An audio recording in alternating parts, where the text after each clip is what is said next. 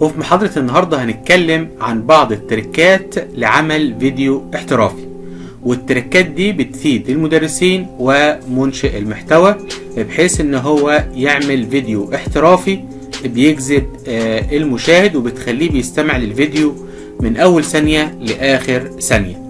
الحاجة اللي بعد كده، لو انت محتاج تحط مثلا صورة متحركة، يعني انت عايز تحط صورة حاجة بتتحرك، يبقى انت في اللحظة دي بقى هتحتاج صور اللي هي الجي اي اف.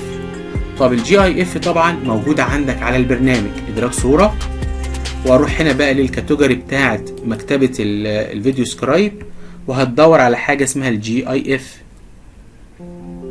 اهي، الجي اي اف اونلاين. اختار منهم اي صورة، هتلاقيها صورة هنا متحركة. ما لقيتش الصورة اللي انت محتاجها، هتخش على جوجل وتكتب هنا جي اي اف، وتجيب اي صورة شخص او اي حاجة بتتحرك وتحطها عندك على على الجهاز. طب تعالوا كده نشوف اي حاجة من دول.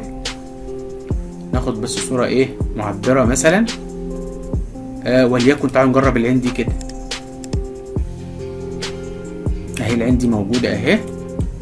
هنثبت الكاميرا في الوضع ده، تعالوا نعمل كده بريفيو. بصوا بتتحرك ازاي. طيب تعالوا كده نخش على اعدادات الصورة دي كده من جوه، فيها اعداد مهم.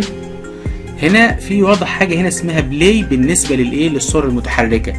لو انت علمت عليها بتفضل العينين بتتحرك معاك حتى لو انت بترسم رسمة تانية. تعالوا كده نجيب اي صورة تانية اهي، ناخد ادراج اي صورة تانية مثلا من الصور دي، وليكن مثلا كلمة الكبد اهي اهو. واحنا بنكتب في الكبد هتلاقي برضو العين بتتحرك. تعالوا كده نجرب من اول هنا اهو، ادي العين بتتحرك.